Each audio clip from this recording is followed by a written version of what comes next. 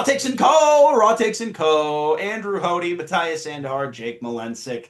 Your favorite sports trio back at it on another Thursday. It is March. There is madness among us. A meteor hit Cleveland, Ohio on St. Patrick's Day of all days. Had tornado-like winds a couple days before. It's been crazy in Northeast Ohio, but you know what? It's also college basketball season, and that's what we're here to talk about. Also, can we give a shout out to our BW Yellow Jackets, the women's team going as far as they did. They made it to the round of 32 in the tournament, but they did not make it out of the round of 32, but they had a great season overall. They lost to Otterbein in the OAC championship, even though they were undefeated against all OAC opponents. And beat Otterbein twice in the regular season. So it was Otterbein, I believe, their first OAC title, but never hard to beat a team 3 times. It is. That is true. No matter how good you are. I remember Matthias and I we called the BW women's game a few years back where they played John Carroll a third time, and they lost to John Carroll in the regular season, both meetings, but beat them in the championship. That's just sometimes the way it works. I was at that game. Yes, you were. I think you were. I was in the crowd supporting. So let's not forget. Yeah. Your boy was going through a lot and still showed up. Never forget it. But we got a bracket to get to, gentlemen. I was there for the people. This is where I pass the torch to my buddy Jake because he is the college basketball expert. So I'm going to let him run this thing a little bit here, and we'll get started with what Jake's going to lead us on with. Some big matchups. We're going to go over brackets and all that good stuff. And then at the end, stick around. We're going to talk about Jaylen Waddle and a little bit about the World Baseball Classic. But we're going to save a lot of the Baseball Classic for next week when we do the baseball special. Jake, you have the floor. All right. As many of you know, well, maybe you don't. I don't know. This is my favorite time of year. I'm a college basketball super fan. I'm the kind of person who starts watching in November and watches regular season games all the way up until February and early March. So March Madness is this most special time of the year for me.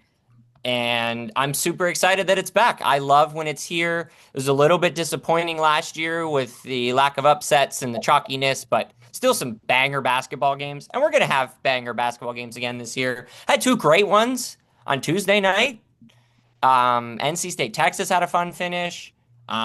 We've got the Fighting Redhawks of Miami of Ohio going tonight as we record this. Hopefully by the time this is posted, they've won because they deserve to be in the tournament at 31-1.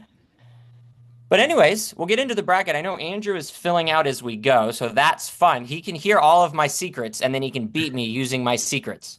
And Matthias, I know you did research. Your bracket is done, so we'll kind of talk about what we've done so far. I think the way to start is just to talk about these 1 seeds and how good they are and how far do we have them going. And Matthias, I'm going to go to you here. Number 1 overall seed, Duke. I know you just filled it out. How are you feeling about Duke? So with Duke, I have them going all the way up until I believe it's the Elite 8, and I have them losing to number 3 Michigan State. It's just at that point, I believe that from what I saw, that one of their guards is injured, and no, it's Boozer. No. Oh no, it's not Boozer. But Boston. I remember seeing that do the previews. That's mainly how I get it, through previews and watching other people talking about it, that this guard from Duke, that he played a huge role, or he even played a huge role against Michigan State the last time Duke and Michigan State played, and they're not going to have that. Broke his foot on March 7th, or broke his toe on March 7th, and Cleveland fans know how crazy a broken toe is. Clippers fans are going to find out soon enough. Yeah. So I don't expect him to be at full strength. I don't think we should expect him to be at full strength. So yeah, I have Duke being taken down by number 3 Michigan State, just outside the Final Four. Yeah. The other thing about Duke, their starting center, Patrick Gongba, is also he's out for the Siena game. So we'll see. I don't think Siena has the stones to do it. No offense, Siena Saints. Congratulations on winning your conference. Your prize is unfortunate. Duke. But I'll tell you this much. If both of those dudes are out against Ohio State or TCU in the next round, I do think you're kind of right. Things get a little bit interesting. Foster by himself is a big loss. Foster and Gungba together are a massive loss. yeah, they're going to have the best player on the floor in every single game they play this year, probably until the Elite Eight or the Final Four. They're going to have the best player on the floor in Boozer, but that doesn't always help. So I think you bring up a good point of they're not at full strength. So Duke at full strength is still better than a lot of people, but where does that land us? Yeah. Oh, you guys are gonna love my bracket. Uh-oh. We'll go to number 2 overall seed, the Arizona Wildcats. By the way, I have Duke losing in the Final Four to Houston. I'll go with Arizona here. I have them going to the championship and losing. There hasn't been a team this year that's been more consistent to me than Arizona. I've had my worries about Duke, obviously the injuries. I've had my worries about Michigan. Michigan has looked really vulnerable in the Big Ten tournament, even in the games that they won. The game against Ohio State, the Buckeyes hung around for a long time.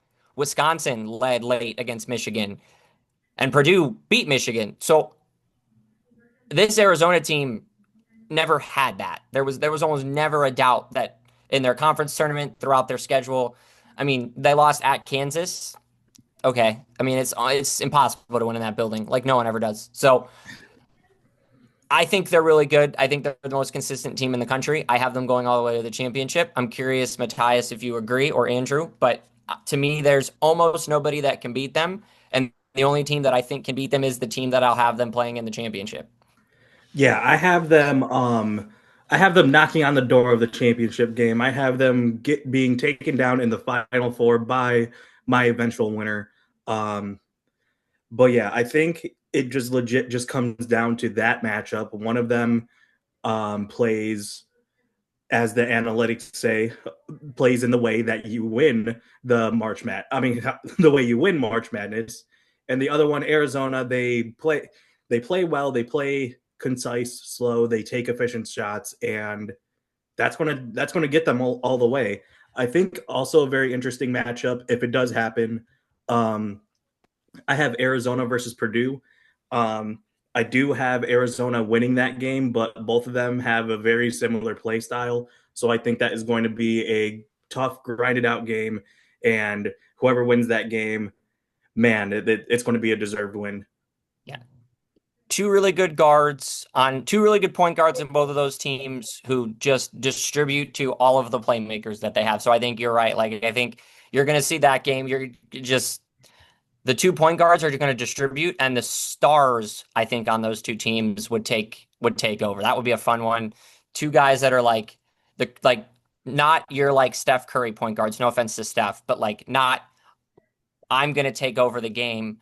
It's like a Chris Paul point guard. Like, I'm going to let somebody else take over the game because I'm awesome, but I'm not them. Yeah, I just so happen to be able to set them up every time. Yes. We'll try and breeze through, no offense to Michigan and Florida, but we'll breeze through them a little bit quicker. I have both of them falling in my Elite Eight, so that's why I think it's a little easier to breeze through them. I really like Florida. I had them as my champion through Monday and Tuesday. And then Wednesday morning, the day we're recording this morning, I changed my champion to somebody else. And now I have Florida losing in the Elite Eight. So I don't know. Maybe I'm dumb. I also have Michigan losing the Elite Eight. 2 teams that I thought looked, like I was talking about earlier, I thought 2 teams that looked beatable, 2 teams that got beat in their conference tournaments, and 2 teams that if they run into the wrong matchup, I think can get beat. I don't feel that way as much about Arizona and Duke. So that's why I'm like, I don't know that there's as much to say about these 2 teams, because if 1 seeds are going to lose, I think it's going to be these 2. Yeah. I sort of disagree with one of them. I have Florida making it all the way to the championship game, losing to the eventual spoiler. But I wouldn't be surprised, by the way, if they won it all. They were my champion for 3 straight days, and I fell off of them, which means they're going to win. So congrats. Yeah, I don't know. Knowing my luck, it would go that way, because I was going to pick them, and then just in my head, I was like, there's no way they go back to back. So then I just chose the other team. That was exactly what I kept doing. Made the difference but yeah, go ahead, Jake. It's just hard to go back to back. Yeah. That's my only thing. I couldn't bring myself to say, you know what? I don't want to bet on a team to win a championship 2 years in a row if I don't have to, and I don't have to, so I didn't. Yeah, and for Michigan, I agree with you. They are going. I think they're going down in the Elite Eight.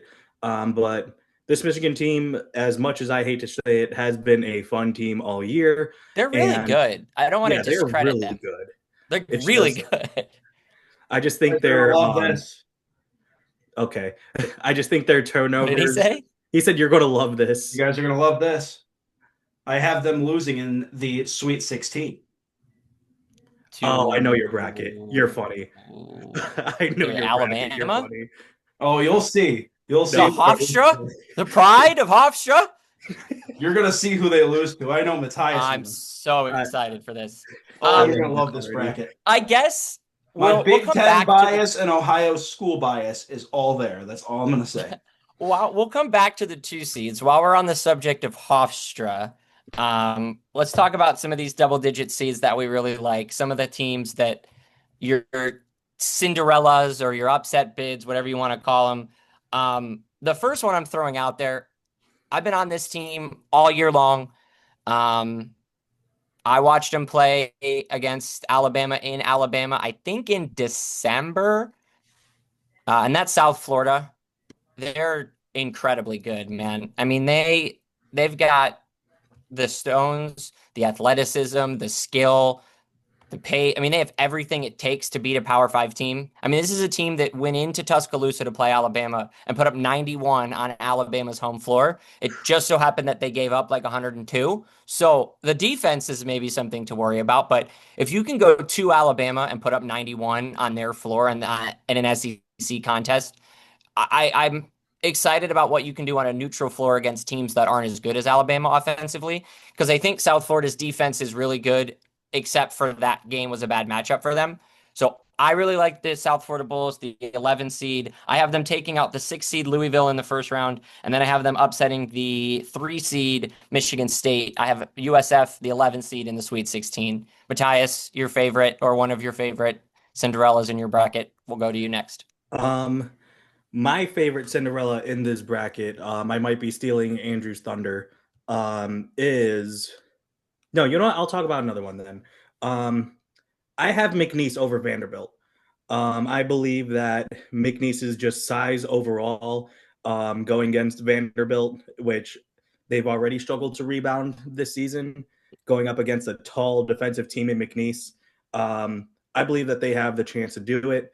I do not believe they will beat Nebraska in the next round, but I think that they are able to get that little bit of that spark there. But yeah, if Andrew is going to say what I just realized who plays Michigan. Yep. I just realized how he gets there. My brain just let the people know, if they haven't looked at the bracket, what you're about to do. My Cinderella team? Yeah, what's your Cinderella team? It's Akron. Yep. Akron, the Zips are my Cinderella this year. I am really fun team, man. They are really fun. They won the MAC tournament, and to me, I thought they were going to win the MAC over Miami, to be honest with you, and Miami even lost really early, and I'm kind of glad they did. And I think Miami is my other Cinderella. They kind of make a deep run just for my Ohio roots, obviously, but. To me, the thing about Akron is they've played in a lot of close games this year. Even against Miami, they played in some close games. Mm-hmm. There's just something to love about the Zips. They're just something to love about the Zips. And I'll be honest with you, I really like their first matchup. They're playing Texas Tech. Texas Tech has been streaky this year. And Akron, they have lost a couple games, but they seem to win in the paint. And if this game comes down to the paint, I think Akron can do it. And I have Akron in my bracket going all the way to the Elite Eight. Hey, man. I'm here for that. I have the Zips going all the way to the Elite Eight. To me, and Texas Tech, also their best player is out for the season. Yeah, so that JT Toppin's out. It's a huge lift for Akron to start. The thing for Akron, for me, is if they get hot, I agree. Like, I don't see there's a lot of teams that are going to have trouble stopping them. They're just kind of small. So that's my only thing. It's like, If they run into a team that has a dominant big man, I'm a little bit worried. But dude, if they're making shots, they are really, really lethal. And that's what I like their matchup against Texas Tech, because Texas Tech lost their big man and their best player. So the Zips don't have to worry about that. They just have to play their game. So Well, you know that's a about fun my one. path for Akron to get to the Elite Eight. Well, Texas Tech, Texas Tech, Alabama, Michigan. I have them Alabama falling ain't through winning, all so. three. And then in the Elite Eight, I have them playing Miami of Ohio or SMU. Fantastic. Likely Miami of Ohio. Well, Miami of Ohio. And then I have Akron beating them there. No, actually, no. Hold on. No, I'm not taking Miami of Ohio in that game. I'm taking Akron. You've Akron in the Final Four. I have Akron in the Final Four, where they will lose to Arizona, but that is okay. They're the Cinderella team to watch. Go Zips, baby. Go Zips. All I'm right, rooting while for we're Miami here, of Ohio too. I am rooting for all the Ohio schools in the South. I even have Ohio State getting to the second round, where they will then unfortunately lose to Duke. But I have what about all the Ohio the Wright teams State? winning a game. What about the Wright State Raiders? Do they take out Virginia in the first round in your bracket? No, they don't. That's one I did not do. Sad. Very sad. Yeah, So they're not taking out Virginia in the the first funny round. thing, I have Furman taking out. the funny thing about this, No, I don't. I'm kidding. Furman's Hey not man, beating if UConn. there's a 15 Furman's seed that not can do it, beating it's UConn. Furman, I'm bro. sorry. Furman Yeah. is stupid nice. They're nice. Furman's like but a they're 12 not- seed disguised as a 15. They're stupid nice. Well, so the funny thing have you about watched UConn Andrew's this bracket, I mean, I've only is- watched so much highlights from UConn, but UConn to me, are they a dynasty in the making? It's possible. I have UConn going deep. Everybody does. no. Go ahead, Matthias. All right. So the funny thing about Andrew's bracket is that, to me, I don't think he's that far off. I think for Akron, I have Akron beating Texas Tech, which unfortunately I feel like at this point people are like, that's the expected. Everybody has that, which is really worrying. Yeah. But then I have Akron beating Bama, especially if Bama has a tough game against Hofstra, which I believe they will. They ain't beating Hofstra. Alabama's been a fraudulent high seed the last few years. Also, let's just elephant in the room for Alabama. Second best player had a tough Tuesday or Monday, whatever day that was, because he got pulled over and he had a lot of stuff in his car that he should not have had in his car. And I'm going to leave it at that. He's probably not going to play. Yeah. But Like, not great.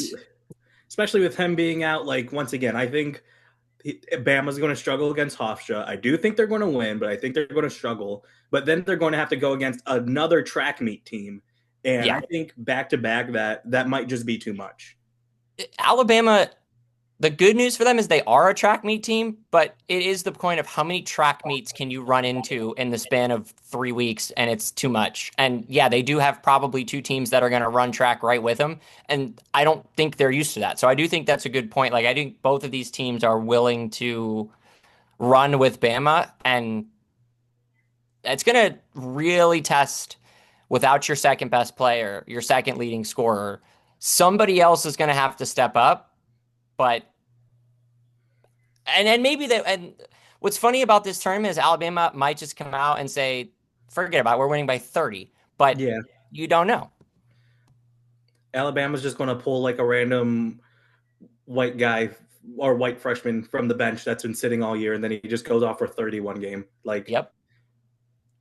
There's always a white guy in March Madness. There's always one. Crazy. Yeah, There's one. There's always one. It's the best part about it. All right, let's dive into some of the real stuff here. We talked about the 1 seeds. I don't really have a lot of 2 seed surprises. I kind of have them all making. I have all of them making at least the Sweet 16. I have a couple of 2 seeds that lose early, but I think this is a strong 2 seed. I have a 2 seed winning it all. So I don't know what you guys have for your 2 seeds, but I have a 1 seed winning it all.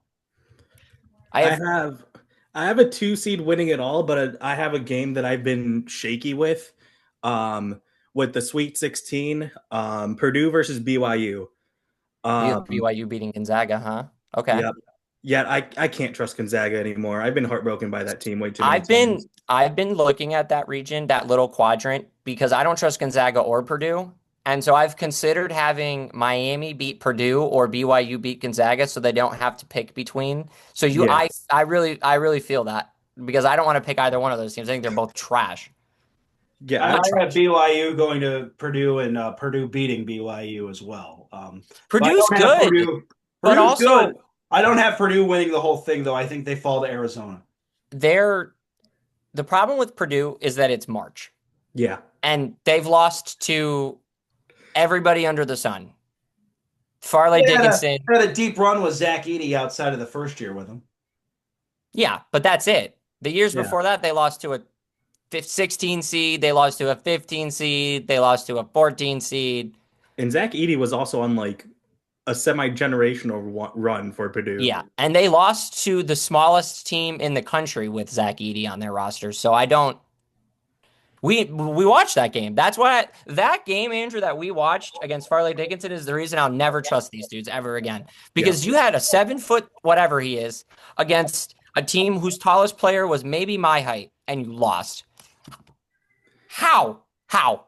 So, anyways, Purdue, not a 2 seed, I trust. But yeah, also for just going into BYU versus Gonzaga. Unfortunately, I feel like if this was the NBA, this logic would work while it's more shaky in the NCAA. But I feel like for this is an instance where one team has AJ DeBonsta, the other team doesn't. Yeah.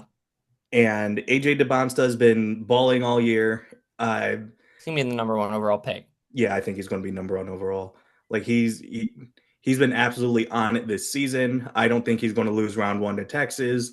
And if he and his team, if his teammates can just help him out, especially Robert Wright III, if he's just able to, if he's just able to get some help, I think Gonzaga's on upset watch for that game. It's not that big of an upset, but it's still. Does anybody have a 6 seed going deep? I think Purdue's my deepest 6 seed. Well, Purdue is actually BYU. I don't have a 6 seed that makes it out of the round of 32. Also, Jake, I actually have a 6 seed going to the Final Four. Probably. Yeah. I have a 6 seed going to the Final Four, and I have a 12 seed going to the Final Four. Yeah, I don't think your bracket's going to win, bud. But I love the thought. If your bracket wins, I'll give you $20. Actually, do we want to do the reveal now of our Final Fours? Yeah, we'll do the Final Four. Let's stop beating around the bush. Matthias, you can go first. Okay. So we're going to have Andrew go last because his is unbelievable. Okay. So my Final Four is from the north side. Wait, hang on. East, South, West, and Midwest. From the East, I have Michigan State. From the South, I have Florida. From the we don't have the same champion. From the West, I have Arizona. And from the Midwest and my eventual winner for the whole bracket, I have Iowa State. Okay. I have almost nothing close to the same. My bad. I have Duke in the East, Houston in the South, Arizona in the West, and Virginia from the Midwest. I love this Virginia team. I really think, I truly believe they can make the Final Four. This isn't just doing it for fun. I really believe in them. I do have them losing to Arizona, who loses to Houston in the national championship. Houston, please, finally win a national championship. I have been waiting 10 years. I've picked you 8 out of the last 10 years to win the national championship. And I keep falling for it. And you keep losing. So please, for the love of God, finally win one. And if you don't, in Florida, it better not be Florida. Because I changed off of Florida. I'm going to be so mad. Go ahead, Andrew. Who's your 6 seed in the Final Four? I have UConn, North Carolina, Arizona, and Akron in my Final Four. All right. 2 of those teams are definitely going to could really make the Final Four. Akron can make the Final Four. North Carolina, I don't have making it out of the first round, so that's pretty cool. That's pretty interesting. I kind of judged my bracket based on a basketball school that's better over not, or based on Ohio team or Big Ten. So I have Purdue going deep, I have Ohio State winning a game, but then they play Duke, which is a basketball school, so that overrides it. I have Miami of Ohio and Akron both making the Elite Eight. Uh, I have Michigan losing in the Sweet 16. Basketball school, by the way. Yeah. Elite Well, basketball school. By the I have North Carolina. I don't know if they are. ECU, I mean, Illinois, Fab Five. Houston. I have North Carolina beating Houston and beating Florida to get to the Final Four. Florida also a basketball school. And are we going to reveal who we have winning the whole thing? I did, and Matthias did. I did as well. Yeah, that's right. Andrew has Akron. I don't. I have Arizona. Okay. Arizona's going to beat good Akron. thing- Okay. Yeah. Honestly, what's going to happen is Arizona's going to win it all, and Andrew's going to win. Yep. Because you get the most points for the champion. So he's going to lose all 3 of his other Final Four teams, and it's not going to matter. UConn could go deep. Are you kidding me? UConn could. You're going to lose 2 out of the UConn 4 could. of them. Almost undoubtedly. You could lose 2 of them like tomorrow or today. Yeah. Duke is going to beat UConn. Okay. I mean, UConn's going to beat Duke. No, UConn's but- going to beat. I have Louisville going to the Sweet 16. They're going to lose to UConn. So I have another 6 seed going deep. Arizona beats. I don't like any of these 6 seeds. I'm not going to lie. Arizona's I going to don't beat like Long Villanova. Island, Villanova, Wisconsin, Purdue, Akron, and North Carolina. I have Arizona and North Carolina in the final. Now I'm going to change that to UConn real quick. Okay, I have a change. I'm making it Arizona, UConn. I'm sorry, North Carolina's not beating UConn. Well, I'm keeping North Carolina. He has if Arizona and UConn play in the national championship, I think Andrew's going to beat both of us. So that's cool. Yeah. It's a possibility. Despite not having 2 of his Final Four teams and having a 6 seed and a 12 seed in the Elite Eight Yeah. Now, what if and in the Akron- Final Four. What if Akron wins it all? Then we call it March Madness and call it a day. I think I will actually go down to Akron and just celebrate with them without knowing. Well, that's what I'm going to do first. Is I'm going to go to Akron University and we're going to party like it's 2026 and we just won the national championship. We're going to party like it's 2026. Matthias, any other big storylines that you had in this bracket that you liked? Fun games, fun teams. I guess for 2 more, I have Illinois going all the way until the Elite Eight. I like have Illinois a lot. them- It's a fun team. I have Illinois beating Penn. I think their offense is just too high powered. I think North Carolina isn't healthy enough. Because I think that VCU game is going to take a lot out of them. I think they're going to lose to VCU, but regardless, yeah. A lot of people do, but I think they're going to VCU 's just so barely good. eke out a win just for Illinois to pick up the scraps. And then Houston, they have been so eluded by this championship, and I think it's going to be another year that they are going to not get it. Their defense is great. Their defense is where they hang their hat on, but I think Illinois' offense is just going to eke through. They've been lights out all year. The teams that they've been supposed to beat, they're beating the regular basketball things. But I think when it comes to the offensive powers of Florida versus Illinois, I think it's going to be close, but I'm giving it to Florida. But yeah, I have Illinois making it that deep run. And I'm going out on a limb on this bracket. I am predicting that Miami of Ohio is winning this game. As of the time this podcast is coming out, you will know if I am correct or not. Yeah, because They're up 9 Miami's at still the playing half right now. SMU. As we're recording the pod, They're up They are 9. winning at the they're half. up 9 against SMU. So Hopefully when you looking see this tomorrow good. morning, they've won by 9. Yeah, but I have Miami of Ohio or SMU beating Tennessee, and then I have them losing to Virginia. I was really tempted to have them beat Virginia, but I don't think they're going to get that far. And I think I'm looking at it at Miami of Ohio's perspective, like they don't have that pressure of being undefeated anymore. Yeah, don't that's have huge. They don't have that like, oh, we have expectations. No, people immediately started looking away from them so much that they have to essentially play a play-in game just to get in this bracket. So I think that's going to have them get a huge chip on their shoulder. I think they're going to beat Tennessee. I think they're going to have a good fight against Virginia, but Virginia is just too deep, too talented, and has the best player on the floor. And I think that's just going to be the difference maker. I think overarching, so we can move on to the NFL, we don't like the 6 seeds. That was, well, besides Andrew. You and I don't like the 6 outside of seed. North Carolina because it's a basketball school. And I think that we are going to see this year more fun, random upsets than we did last year. Yeah. I just think there's no way that all of these things that we see happening don't happen again. Yeah. Oh, Like what? Sorry, one these last. somebody's gonna get hot for 40 minutes on a 13 seed and just win. It happens. It's gonna happen. It happens all the time. All Yeah. it takes is 40 minutes of getting hot. Oh, also one last thing before we move on. Darius Acuff Jr. of Arkansas Razorbacks. Dirty player. He is a dog, but I think with them not having their second best player on the team, I think it was another injury, especially to their center, which they've already struggled with rebounding. Jake and I watched a Alabama game, or we were texting over an Alabama that game was awesome. Just kept going, and I think he's going to if there was a player of the bracket, I think he that would be him.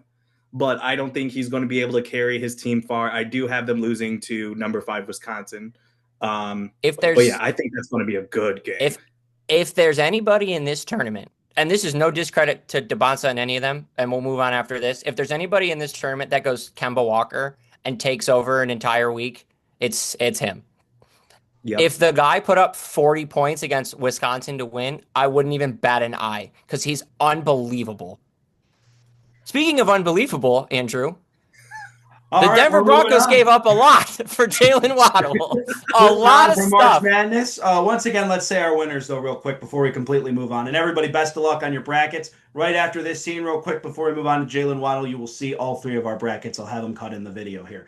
For me, Arizona's winning the whole thing. Matthias, over UConn in the championship for me.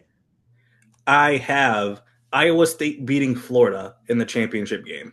I have Houston over Arizona. This is a Big 12 podcast. And now moving on to the Denver Broncos trading for Jaylen Waddle from the Miami Dolphins. Dolphins in full tank mode. I expected them to move Jaylen Waddle at some point. I think they're going to move off of Achane as well here coming up. Like the move for the Broncos. Nice move for Bo Nix as well. I definitely think the Broncos can repeat now in the AFC West. What do you guys make of this move? And we'll go to Matthias first. Yeah, I think this helps the Philadelphia Eagles the most because now the price for A.J. Brown is exponentially high. But other than that, I think this was a good move for the Denver Broncos. They needed a receiver that, no offense to Cortland Sutton, but that was better than Cortland Sutton.